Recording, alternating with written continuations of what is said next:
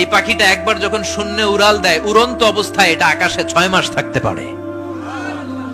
আকাশের মেঘের আপ থেকে পানি খায়, শূন্যে ভেসে বেড়ানো পোকামাকড় ধরে খেয়ে বেঁচে থাকে। 6 মাস পরে একবার জমিনে ল্যান্ড করে, নামে কয়েকদিন থেকে আবার উড়াল মারে, আবার উড়াল মারলে আবার 6 মাস। আলপিন সুইফট। আরেকটা পাখি আছে, অদ্ভুত পাখি, নাম হোমা বার্ড।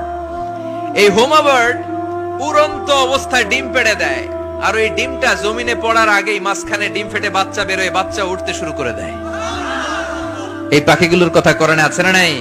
এজন্য আল্লাহ বললেন, আওয়ালাম ইয়ারাউ ইলাত তায়রি ফাওকাহুম সাফাতিন ওয়া ইয়াকবিদনা মা ইউমসিকুহুন্না ইল্লার রাহমান ইন্নাহু বিকুল্লি শাইইন বাসীর।